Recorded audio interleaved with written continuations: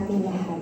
Narito po ang aming grupo upang ipakita sa inyo ang bawat henerasyon na nagpapahayag sa buhay ng isang grupo na kung saan may katwiran at nagpakita ng tapang sa gitna ng kaguluhan. Maraming kabataan ngayon ang nakakakilala sa Diyos, ngunit kakaunti ang tunay na naninindigan. Sa bayan ng Israel, sa panahong nalimot na ang Panginoon, sinong tatayo para sa Kanya?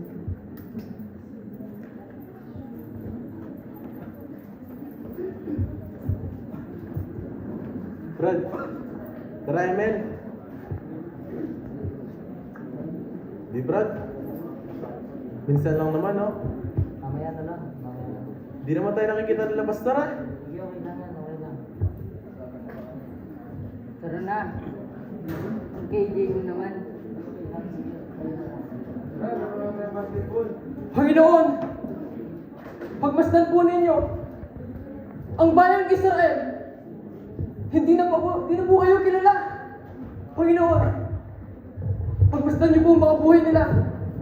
Ang aming henerasyon, nababarik na ng kadiliman.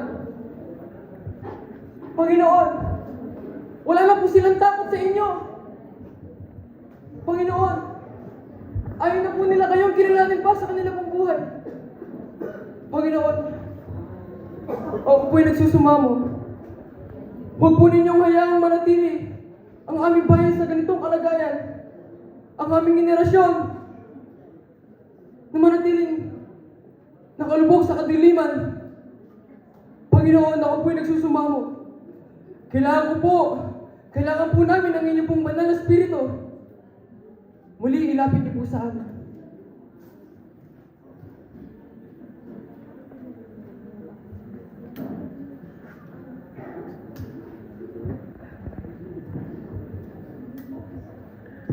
Bayan kong Israel! Iba niyo ang inyong intensyon. Kilala niyo pa ba ang Diyos? May takot pa ba kayo sa Kanya? Pagmasdan ninyo ang inyong mga buhay. Anong henerasyon ang meron tayo ngayon? Henerasyon na nangbuhay sa kadiliman. Sino ba ang magiging matuwid sa atin? Hayaan ba natin ang ating henerasyon ay tuluyan ng masira? Tayo mga henerasyon na kailangan ng Diyos. Bakit ngayon wala ng Panginoon sa inyong buhay? Pagmasdan ninyo ang inyong mga buhay. Kilala niyo ba ang Diyos? May takot ba kayo sa Kanya? Handa ba kayong hanapin siya sa inyong buhay? Bumangon kayo! Tumindig kayong muli!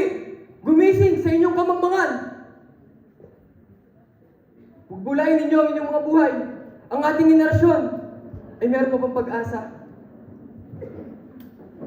Maraming kabataan ngayon nakakakilala sa may lalang ng lahat. Pero ang mga naninindigan ay kakaunti lamang sila.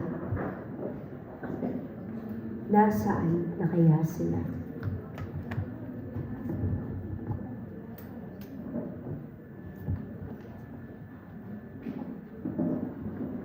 Uy, Sam! Ikaw pala yan! Balita ko, may boyfriend ka na. Ay, hindi ko kasi siya kasama eh. Alam niyo, may invitation kasi. Bawal kasi ayaw ng Panginoon na magpulot tayo sa kasalanan. Sige, una na ako sa inyo ha.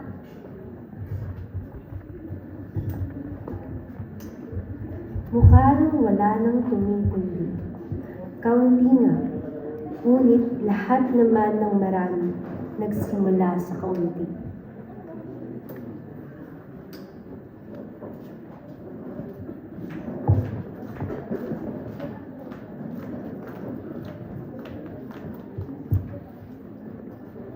Pwede po ba makistore mo? Bibigay lang po ng word of God. Ano ba yan?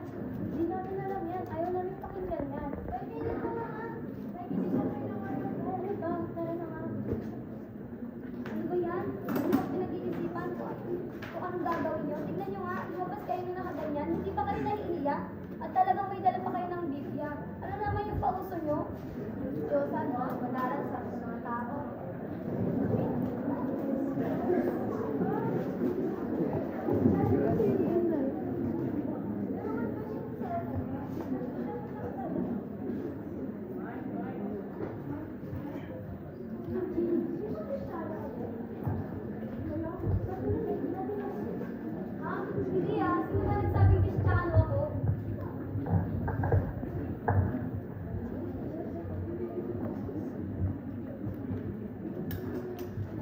may mga kabataan na madadala sa church.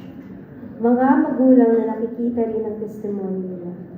Dumadami, pinapatuloy ang henerasyon. Tumitindig, lahat nagsimula lang sa isa. Isang tumayo para sa may likha.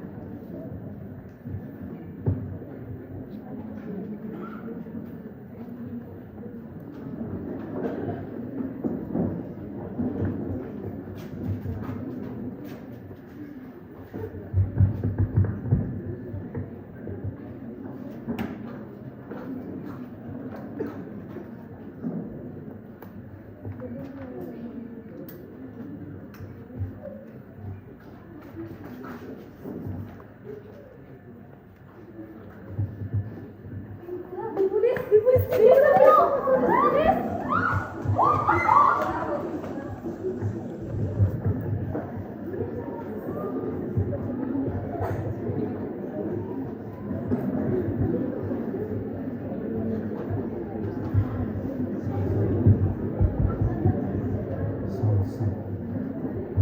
Church, alam ko marami ng simbahan ang napasara ngayon.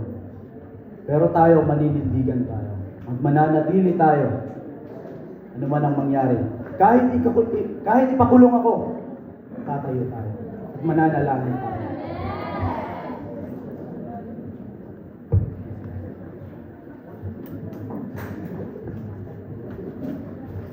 Hanggang ngayon, naghahanap pa rin ng Diyos ng mga kabataang tulad ni Apo. Matapat, matapang, banal, at handang manindigan para sa Kanya. Ikaw, maninindigan ka ba para sa Diyos?